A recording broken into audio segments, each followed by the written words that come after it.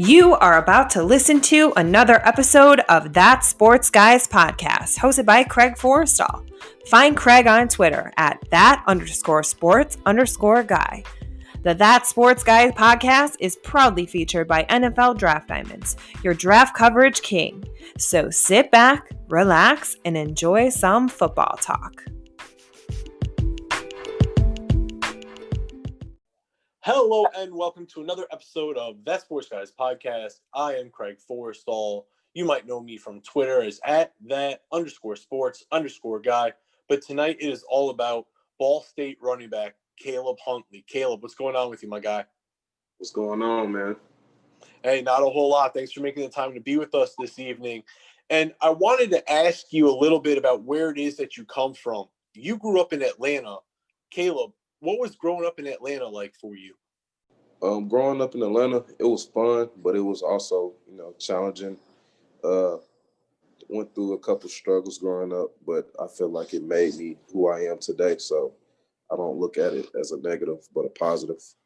And a lot of people don't know, but I moved like 9 different times growing up as a kid. The fun part, I would say I grew up with my big brother at the time. I got 2 little sisters too, but they're a lot younger than me. So it was basically just me and him. But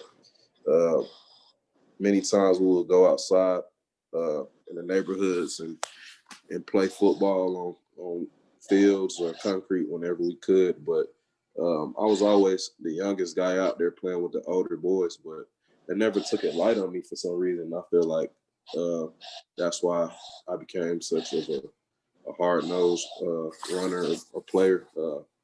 Even back then, I would give them a run for their money. Like even though they was older than me, and they always showed me respect because of that. But also, it was a lot of times where me and my brother would just be walking through the woods trying to find different things, building teepees, stuff like that. It was just a whole lot of fun, man.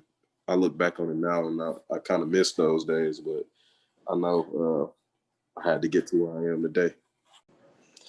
And now, as we move through your high school days, as a junior, you were selected to the first team all-region team, and the offensive player of the year that year was Antonio Gibson, now with the Washington football team. There were a ton of other talented players on there as well. Caleb, talk a little bit about the talent in Atlanta, because I feel like sometimes the Atlanta area gets left out of football conversations. I don't know why we should get left out of football conversations because it's a lot of talent in Atlanta. Like you could go to just about any school and find a baller. Like that's how good we are at football. Like some dudes I went up against in high school, I feel like could have easily went to college. Some didn't. Some did. Like Antonio. Like he's always been a dog ever since we've been playing together.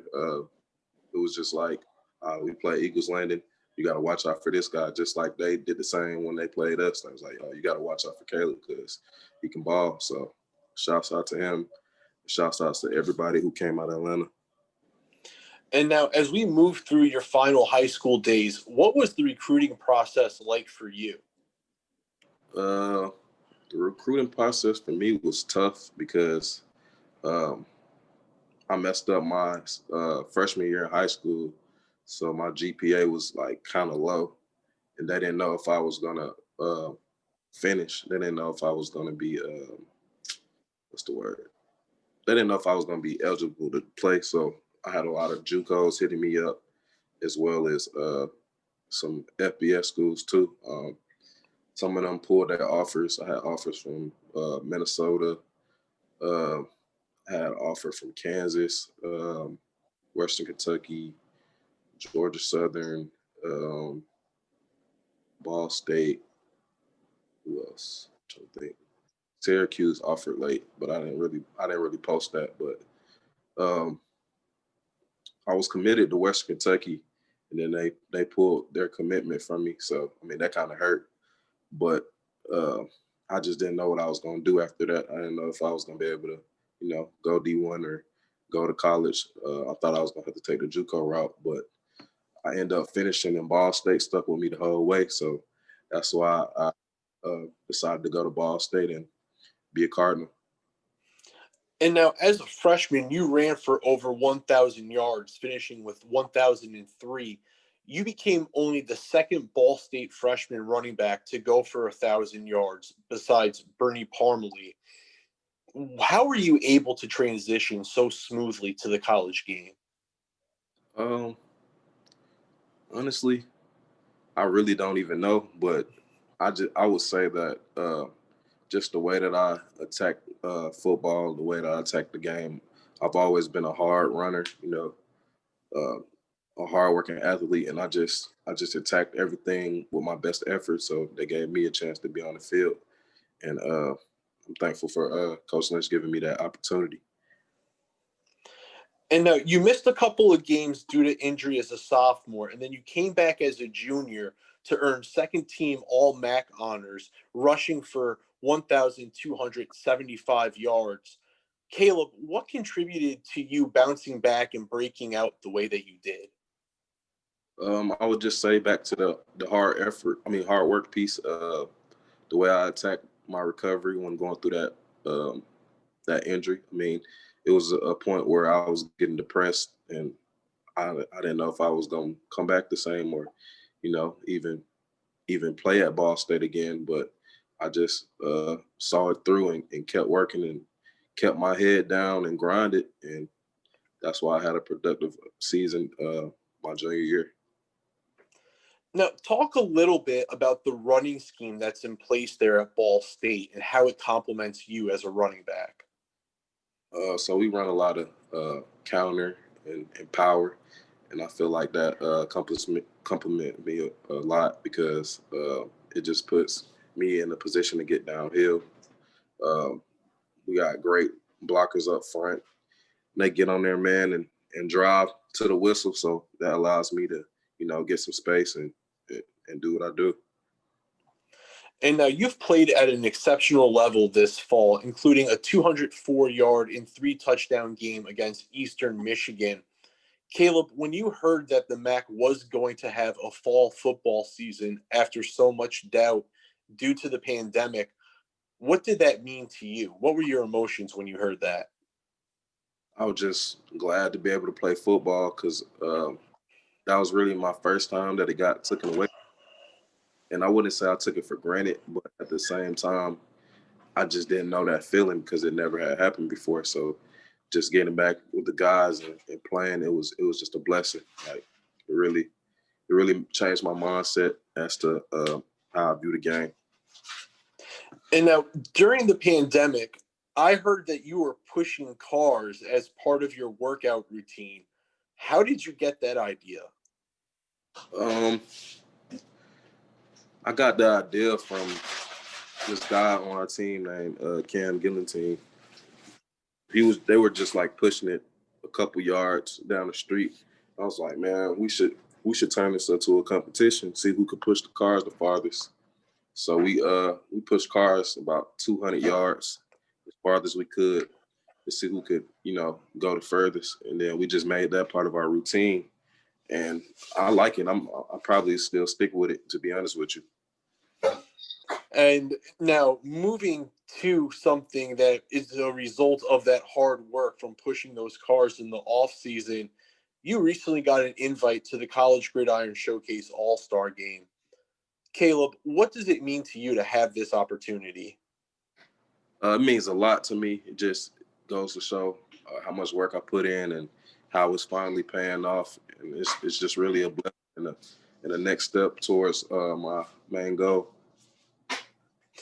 And now, finally, when you think back to everything that's gone on over your time in Muncie, Indiana, as a member of the Cardinals program, what has playing at Ball State meant to you? It's just meant a lot. I got a lot of love for Ball State, a lot of love for the coaches and my teammates. I mean, it's just family to me. Like everybody on my team, I consider my brother. They consider me the same, and I feel like it'll always be that way. I'm not gonna be one of those alum that just roots from Twitter or stuff like that. I'm actually gonna try to be involved in the team. Show support like that way. Come to games when I can. I mean, I just feel like I'm gonna be a Cardinal for life. I mean, that's just the mark that Ball State has had on me, and hopefully that will leave the same mark on Ball State. And now, Caleb, we've spent a good amount of time getting to know you as a football player. I got a couple of questions to take us away from the game and get to know you away from the field. You ready to go for those questions? Yep. All right. First question. What is your favorite meal? Breakfast, lunch, or dinner? You want me to tell you each one, or? No, just your favorite. Of those three, what's your favorite one? I have to say dinner. All right. And now, what's your favorite thing to eat at dinner? I say either steak or fried fish or crab legs. What's a song that you're embarrassed to admit you like?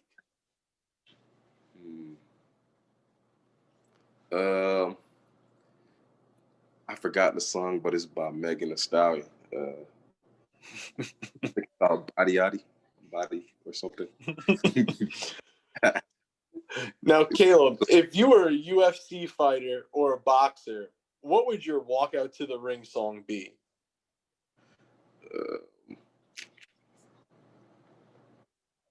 Probably Keep Working by Young Scooter and Gucci Mane.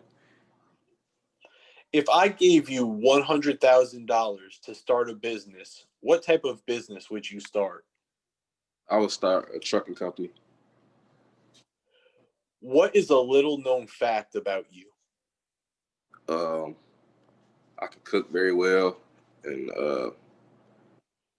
I rap on the side, and I like fishing too. All right. Ladies and gentlemen, that is Caleb Huntley, running back for the Ball State Cardinals, a man of many talents, as you just heard, on and off the fields. Pay attention to him, as the next time we see him take his talents to the field will be with the College Gridiron Showcase All-Star Game. Pay attention for him there as he looks to cement himself among the top running backs in this year's NFL Draft. Ladies and gentlemen, he's Caleb Huntley. I'm Craig Forrestall. Until next time, stay safe and be easy.